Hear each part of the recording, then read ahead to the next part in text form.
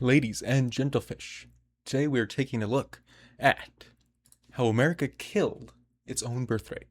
This is a video by Jen. Never heard of this channel before, but seems really interesting. Big problem, right? Not just America though, right? Isn't it kind of all over the world? I'm sure we'll get into it. Let's see. Whoa, Fertility rates have dropped to an all-time low. The lowest level in 3 decades. Wow. $127,000. That's what. Whoa. That's how much it costs for one kid? That's actually crazy. Also paying for interest-free installments. That's funny. That's really funny. What it costs to have one kid in America. Wow, one kid in America? Also, I can just add it to the card I can buy now. That's crazy. Today, one kid in That's so that's expensive. for 1 year, by the way. Citing costs and a declining birth rate, Copley Hospital says it's closing its birthing center. Wow. So it's no wonder U.S. birth rates just hit another record low at 1.6 kids, which is well below replacement rates. But at this point, I think you already know this. It's true. I've heard that What before. nobody's talking about is where that $127,000 Well, yeah. actually goes. Also, like, I mean, that's why it's like, I mean, come on. That's like got to be a giant reason no one wants to have kids. I don't have $127,000 lying around, do you? You know? And sure, you don't need it all up front. You could pay it over $50 increments, just like the thing said. But like, that's expensive, you know? If I can barely afford stuff for myself, why would I want to have a kid? Right? I mean, isn't it kind of that simple? To. Before it was hospitals and childcare, but now it's Yeah. fertility clinics, lobby groups, and now even human engineering. And what's crazy Whoa. is they're plotting on making this a whole lot worse. One of the Sheesh. companies profiting from this literally have told investors that their growth depends on people not being able to afford kids on time. Oh. And they're even going as far to say that a worsening economy is a potential net demand driver. And when it's projected that in So a they're few profiting years, off of more us. Americans will be dying each year than are born, you can probably see where all this is going. Okay, In okay. fact, there's a good chance it's right in front of your eyes. I mean, my parents had my sister at 27 and me at 30, and most likely yours did too. Well, Yeah. I'm pushing My parents were a little older, but like, I mean, I'm sure it's all in the same age range. The main thing I was gonna like focus on here is like, all those companies profit off of us, like, I guess not having kids, but I guess I'm curious. I'm sure I'll go into it more, but that kind of does make sense because like, if I'm not having a kid, don't they make less money because I don't need a clinic and I don't need generic engineering and I don't need to go to the hospital, pay all that expensive stuff to have the kid born, right? I mean, right? I don't know. That seems odd, but I mean, if they make money off of it, that's insane. It's like they're shorting the population market almost. Wow, crazy.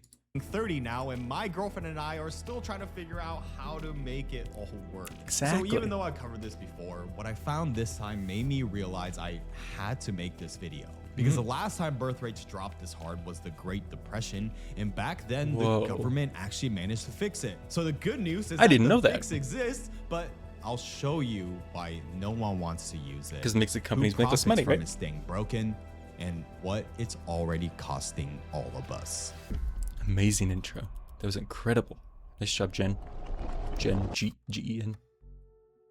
Chapter 1, How Delaying Parenthood Became the Business Model. So to kick this off, let's say you're in your mid to late 20s, which Okay. is most of my audience. That's me. And if you're lucky, you and your partner have been together for a few years. You both got okay. jobs, maybe a Got little it. bit of student debt, rent Rip. that eats half your paycheck, but Yep. you really want kids. But unfortunately, Okay. All this is kind of real except a bit of student debt. the student debt, right? I mean, come on. A lawyer and you only have 30K? How genius are you? What kind of full ride scholarship did you get? That's insane. Nursing debt 70K. I don't know. Like, that seems kind of real. Thankfully, I don't have student loans. I paid them off already. I only had 4,000. So, hey, not bad. Parents helped out though, and I was working during it. Rip. Rent that eats half your paycheck, but Oh yeah, and the rent. Come on, rent's not that expensive, right? I mean, maybe if you're in California or New York or something, but like, I guess any big city. And yeah, okay, maybe that is real. I don't know. Kind of where I'm at, it's like $2,000, like to $3,000 for like the whole house, right? And it's not even like an apartment or anything. So I don't know. 6,000 seems a little much. you really want kids. But unfortunately, Okay. the math doesn't work out yet, so Yeah. you wait. And guess what? That decision, which feels like yours, just made you a customer, and I'll show you exactly who's profiting from it. Okay. But first, you need to see what actually causes this delay that's happening. Okay. 'Cause yes, birth rates are at all-time lows, but it's not just because people are choosing not to have kids. If you look at the Okay. data, birth I mean, not to make fun of him, but his hand movement here was really funny. It's like he's a rapper. Like he's trying to rap at me. lows, Look but at it's it. not just because people are choosing not to have kids. If you look at the data, Wait. Okay, sorry. You couldn't see that. Hold on. Wait. This is too funny to just go by. Look at his hand. are at all-time lows, but it's not just because people are choosing not to have kids. If you look at the data, Okay. birth rates have dropped almost entirely for women in their 20s and early 30s, which Okay. are your prime biological years. But the rates for women 35 and older have actually Increased a slightly little. gone up. So what this means is that people are trying later in life when they're more likely to be financially Right, I secure. guess that's the But reason, what right? this is pushing them into is also a lot harder of a biological reality, but Mm-hmm. an even more expensive road. And that's exactly where the money Okay, is. so you're using, they And call it no, science. I'm not talking about the rise of pet The stores dog. and pet stocks because yeah, that's about to boom too. But what I'm actually talking about here is the rise of the multi-billion-dollar pre-birth market. Take a company called Progeny that Okay, started in never heard of it. 2008 as like this educational platform for people going through IVF. And if you don't know what IVF is, not In vitro only are they fertilization, proving right? why they're a company, but IVF is basically where doctors take the egg out to fertilize in a lab and put it back in. And it's what couples do when getting pregnant naturally isn't It's difficult. working. But that's changing, which I'll get to. But anyways, as more companies started offering fertility benefits to their employees as a perk, someone had to manage that's all kinda of it, cool. and that's where Progeny stepped. I didn't know that was a thing. I mean, it's like crazy expensive, right? I'm really surprised they would actually offer that. But I guess companies want to partner with that because it makes them spend more money on the product. So then they're making more money off of them. And then that means they don't have to have a kid right away and they don't have to give them all the time off for work. Immediately, they can push it off to later and your odds of dying later are higher. So it's all just a business model already. That's insane. And what a genius move that was, because by 2019, they became a $1 billion company managing fertility benefits for 80 sheesh. companies, including Google and Microsoft.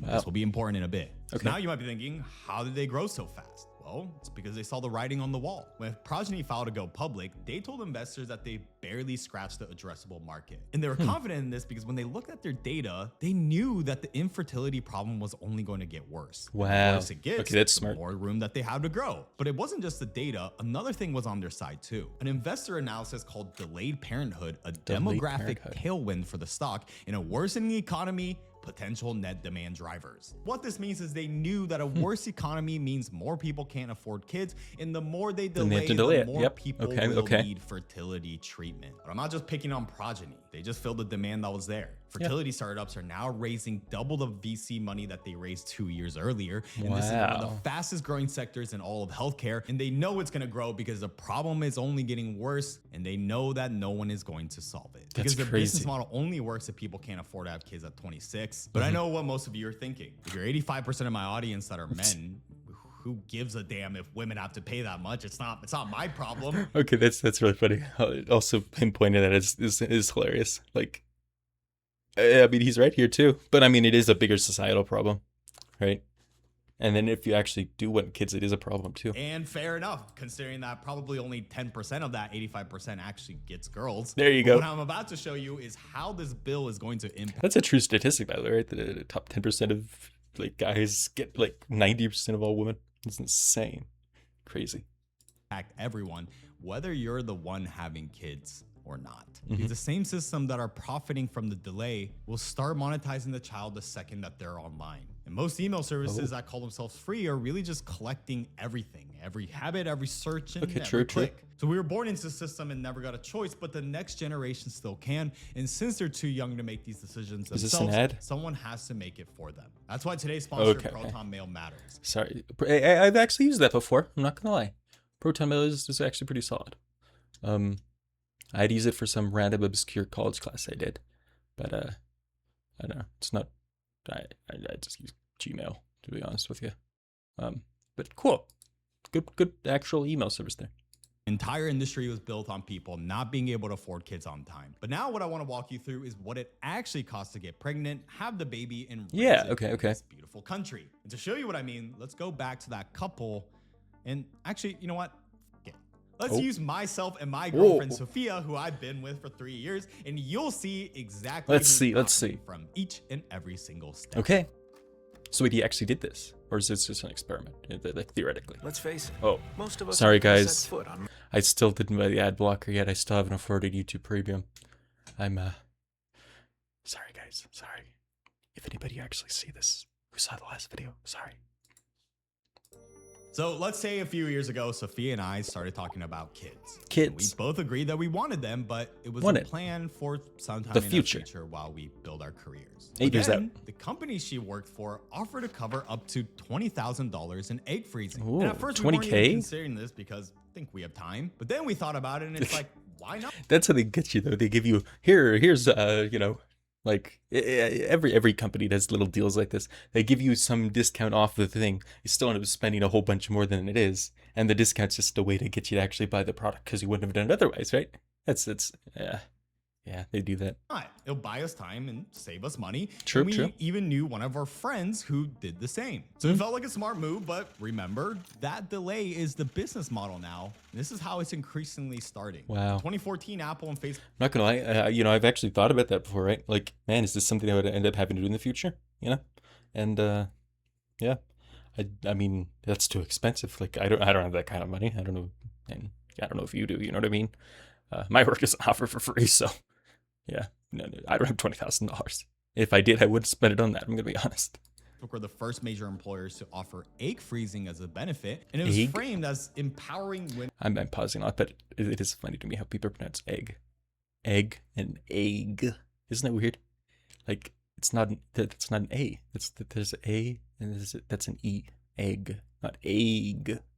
Women's reproductive choices. And like I even mentioned earlier, it's exploded. Now 40% of all US employers offer some sort of fertility benefits, but then you have to think about why they're doing this. On one hand, 72% of employees say that they stay longer at a company that offer these sorts of benefits, so you can't really fault a company for giving employees what they want. True. But on the other hand, it's way cheaper for a company to pay $20,000 to freeze Sophia's eggs than to give her, you know, paid maternity leave or childcare. There you go. I said it. It's really the cheapest investment to keep her working and keep her at her desk. But it's evil. We shouldn't be so ungrateful. After all, it's a choice that we made, but these choices is exactly how the business model works. Because now a few years pass and Sophia and I are ready now. And so we decided to unfreeze those eggs and use IVF. But then this is where we quickly find out that the freezing was just the entrance fee. A single cycle runs $25,000, and most people actually don't even get pregnant on the first try. That's insane. That's insane. Come on. That has to be like malicious, right? It's like, whoops, sorry guys, the first one didn't work. Like, wink, wink. Like, come on. That's an insane scam, right? Like, who's regulating that? Come on. Ends up actually spending more so around $50,000 across 2 to 4 cycles. That's and when diabolical. 25% of Americans have insurance that covers any of this, this meant that $50,000 was coming straight out of our pocket. Then as we're going through all this, we started finding out about something we had no idea that even existed. Remember our friends who recommended that we freeze eggs? Well, turns out they didn't just freeze them. They actually use IVF for a very specific reason. Okay. They use a company called Nucleus Genomics, which offers an IVF add-on for, you know, a cheap $30,000. And how it works is they scan the DNA. Okay, bro, who is rich enough to afford this? Like, come on. That's insane. Well, we're already $80,000 now. 80,000. That's crazy. Who has that kind of money? If I did, like, why would I is all this stuff worth it? Is it worth freezing your kid and then like or freezing the egg and then like adjusting the genetics? That part I don't know. Like that's kind of interesting because you can make them not have disorders and stuff, probably, right? But like, you could just save yourself.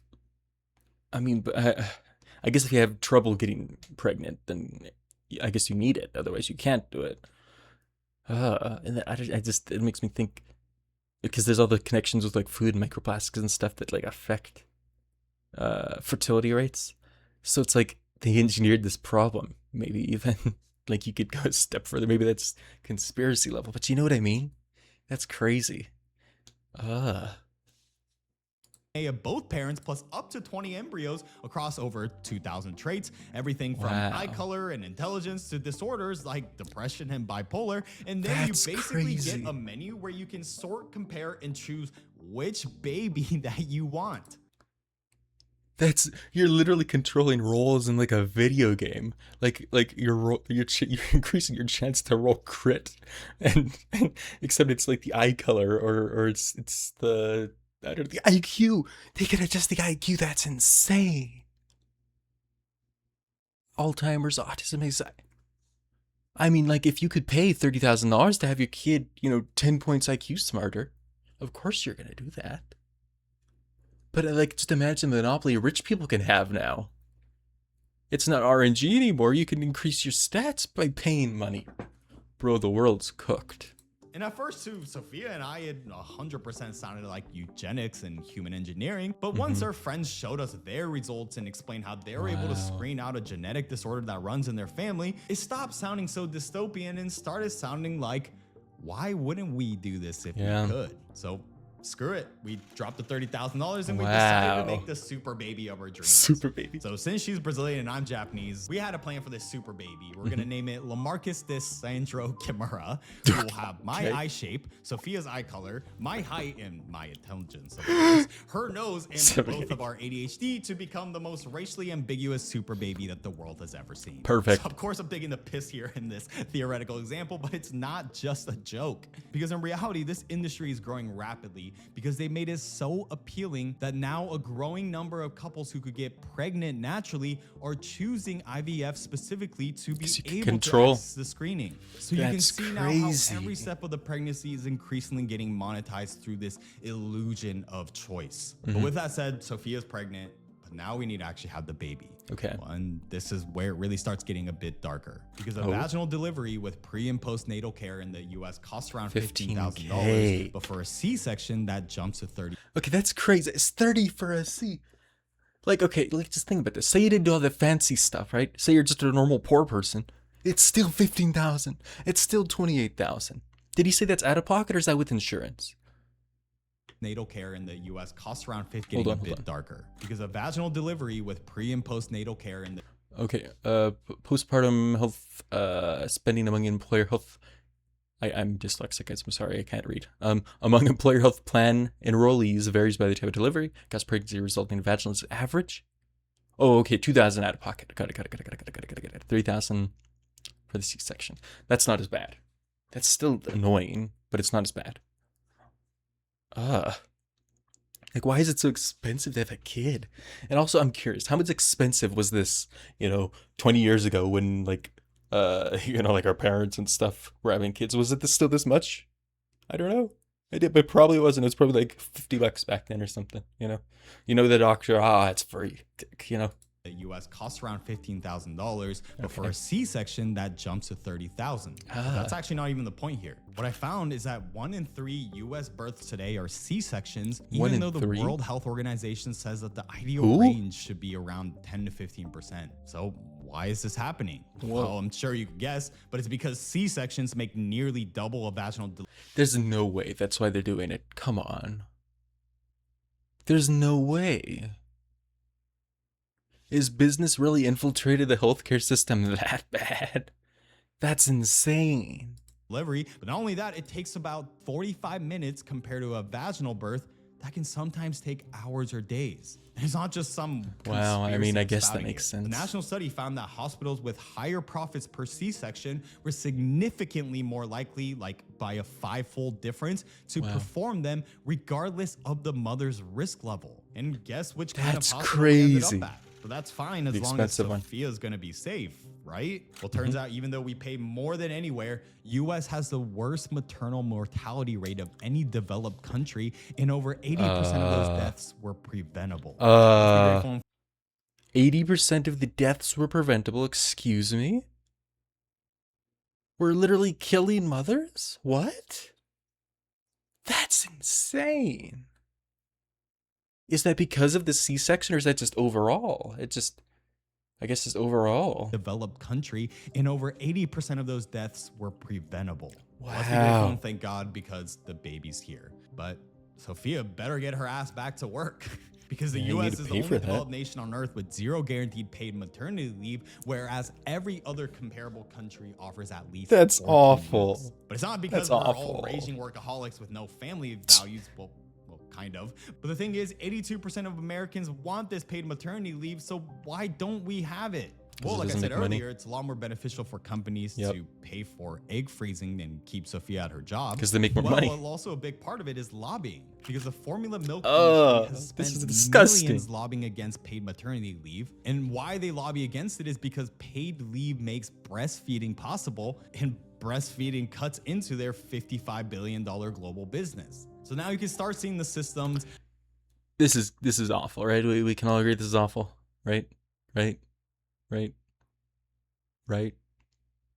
But anyways, Sophia goes back to work, and now childcare starts, which on average will cost $18,000 a year. But that amount is just what shows up on the bill. Because what doesn't show up is what Sophia loses by going back. And I know what some of you guys are thinking, this gender pay gap that's been debated to death. And it's fair because it's been largely debunked when you control for hours worked, job type, and experience. But there's one place where it absolutely shows up, and it's motherhood. Columbia University found that working women see their incomes cut in half after having children. And it's Sheesh. because the second you become a mom, you're the one that's expected to leave early, miss work when the child is Oh. sick, pass on the promotion, and employers price that in. Whereas for dads, That's not only crazy. is there no penalty, but fathers actually earn a lot more after having kids. In fact, as much as 25% more than men That's so without messed children. up. So to the 85% of my audience that are men, this is literally the one money-making cheat code y'all aren't using, because your boss will think that you're more Just need a kid. responsible and give you a raise. Crazy. So the gender pay gap can be debated, but what can't be debated is the parenthood penalty. And that's a big difference too, 25%. Sheesh.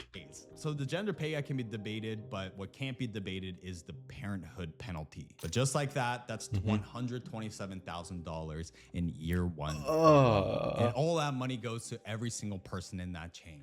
I don't want it. That froze Sophia's egg. I don't want it. Hospitals that pushed the C-section, the formula lobby that killed her paid leave, and every one of them has a vested interest in keeping this going, as you saw in the process of making LaMarcus Descendro Kimura. But that's just what it costs us. Because what I haven't shown you yet is what it's costing the country. Because we could talk about how they extract the money and who's profiting, but what nobody's talking about is how it's reshaping the country. And if something doesn't change, the math is about to get a lot worse than $127,000. Is that chapter 3, how kids are splitting America in two. So I think the first thing to address here is something you might be thinking. Okay. Well, don't poorer families actually have more kids? And on Yeah, the I mean, surface, that's true, right? Women below the poverty line do tend to have the highest birth rate in the wasn't country thinking that, right by the way. now. But having a kid and being able to give that kid a shot are two very different things. Very true, While very true. wealthy families are screening embryos, picking their hospitals, and giving Yep, them yep. weird ass names, the communities where everyone else is having kids are falling apart, and not in the way that you'd expect. And the perfect example is Franklin County in upstate New York.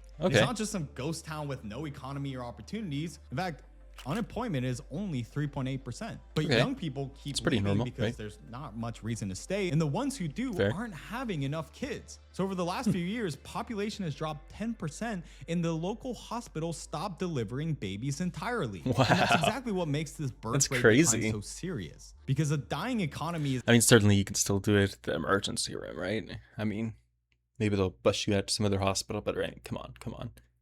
No way a hospital's just not going to do that. And surely ER doctors are trained, Even as EMTs, we were trained. actually easier to fix than a dying population. Over the last few years, Cleveland, Ohio has closed 29 schools. Austin, Texas, where I live, and it's one of the most moved in cities, has closed 10. And Wow. West Virginia has even closed down 53. And so That's when crazy. it's not just happening in rural towns, but in major cities, the chain reactions continue to get bigger. Because when a school closes, the families leave. And when the families leave, the businesses follow. And that's exactly how a once thriving town gets abandoned. And if that gap keeps growing, That's we're horrible. not looking at two different economies. economies, we're looking at two completely different versions of what it means to be born in the country. And so even if you think that none of this applies to you, since you've already had kids or you're past that stage, this will still affect you. Because who do you think are the people that are going to be funding your retirement? Social Security is pay as you go, and current workers fund the 69 million Americans that depend on this. That's a lot of people. We're projecting by 2034. That's an insane number, actually. What? I'm gonna be honest. I'm too young to really understand how Social Security works. I don't get it. Why does it exist? Like some time ago, right? Some president that made it to help like old people, right? But aren't we like past it? Like, shouldn't we say there's a cutoff date where, okay, we're going to stop funding it here. It's going to run out. So if you're younger, it's your job to have your own retirement. I mean, right? Like, I know in my paycheck, a ton of my money goes into it. And it's crazy. But like, literally, by the time I'm that old, it's not going to exist, you know? So, like, it's annoying that I have to pay into it, right? I mean, I don't know if you guys feel the same way, but that's what I think of that. Is that this trust fund is about to run out, and when it does, every beneficiary is going to take an immediate 19% cut. And at that point, immigration becomes the only thing keeping the population growing, and honestly, it already is. And as someone who's been to the border multiple times to cover it, regardless of where you stand on the issue, I think most people can agree that just relying on immigration as the only solution to a population crisis isn't sustainable, nor is it a plan that we voted for. And I think it's exactly why no administration has ever really solved it, because it's a lot cheaper to let people come in and work for less than to actually invest in making parenthood affordable. If you want to see what happens to a country when they refuse to do either, look at Japan.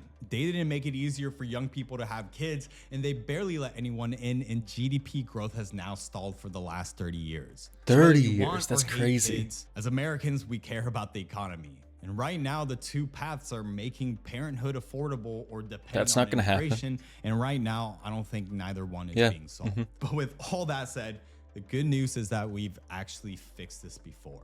During the Great Depression, birth rates dropped to 2.2, which was an all-time low at that time. Well, so much lower. The government invested back into the country.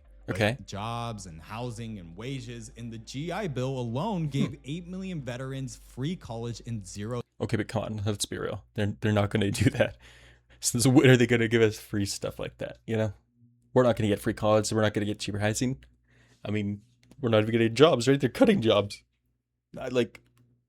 The jobs have been trending down in the United States, I think, for the last little bit, since like 2020. I don't know. I got that. The financial YouTuber guy. Watch. You guys seen that video on my channel before? Hopefully. Yeah. That's what like he does like the analysis of, and so none of these things are gonna happen. Down home loans. And surprise, surprise, birth rates exploded. I mean, where do you think the 76 million baby boomers we love to hate today came from? And yeah, fair point, because back then kids was more like a necessity and not a choice like it is today. But when Americans today say that they still want 2 to 3 kids, even though the reality is 1.6, what's clear to me is that the desire has never left. But whether a solution like this is realistic today is a different question. Because again, this isn't a right or left question when no administration has ever done it. Obama didn't pass paid leave, Biden's childcare plan died in Congress, and right now the current government is proposing to offer a $5,000 baby bonus, but is that going to do anything to a potential $127,000? Yeah. And again, I hate just sounding like a doomer, but it might be too late. Because as of 2025, not a single advanced economy on Earth has dropped below replacement levels and have been able to bring it back up. So when the economy stays broken and more people delay, and that market has grown into a multi-billion-dollar industry that has zero incentive to make parenthood affordable no matter what they campaign on, the loop keeps turning. And no one who profits from that actually ever wants this to change. So now the most important question becomes, what do we do? What happens if you do want kids? And I'll start by telling you where I'm at. One thing that happened recently, besides turning 29, is that I'm literally unk now. My sister just had her first kid. In a few days, I'm about to meet my niece for the first time. Whoa. But just talking and seeing how happy my sister is, I don't know, man, but it does really make you think that this might be the whole point in this life. And in May, I'm moving to Brazil to finally live with Sophia. For those who didn't know, I've been doing 3 years of long distance, and we're finally going to be in the same place. It's not like we're planning on popping out kids tomorrow, but one thing's for certain. I refuse to let a system that was built to profit off that decision make it for me. Because if politicians really wanted to fix declining birth rates, they could. just like they'll magically find the money whenever it's time to go to war. Because if you ever wondered why an issue from the national debt to immigration or birth rates immediately gets dealt with or continues to get worse, it's because the money and power behind it has a vested interest to keep whatever status quo going. Yeah. So the message to those who want kids or on the fence, there's a whole wave of people out there trying to convince you that having kids is selfish. But I love for them to explain how wanting to start a family is selfish when the system that made it cost $127,000 is the one that nobody's calling out. So I'm genuinely curious to hear your comments, whether you want kids or not, but I'll be diving even deeper on this topic in my free weekly newsletter next week in the video description. But if you'd rather learn more about some of the economic factors causing all of this, you'll want to watch this video next on the K-shaped economy. It was good. Really good video from Jen. Thanks, Jen. Wow. Just take a look at some comments. Decreasing birth rate is a problem we can fix, or are we going to wait until it's too late? I'm going to be honest, I don't really see a fix. I don't really know who's going to like actually do anything about this. Like, the government doesn't seem like it's going to step in for America, at least. I don't know about other countries, right? But, I don't know. I don't see anything happening for, like, I don't know, at least the next 10 years or so. Like, I could barely afford to pay for myself. Why should I bring a child in the rest of the world? Exactly. Like, that kind of nails it, right? How hard do you have to abuse a mammal to stop it from breeding? That's crazy. Make life affordable again. Wife and I have kids at around 24 and 28. Child care costs more than our mortgage. That's insane, right? Like, I mean, come on. Why would you do it? I can barely afford a girlfriend, so leaving shelf us for not wanting a kid. Yeah, those are spot on. Well, I don't know. Let me know what you think. Thanks everybody for watching, and we'll see ya next time. Peace.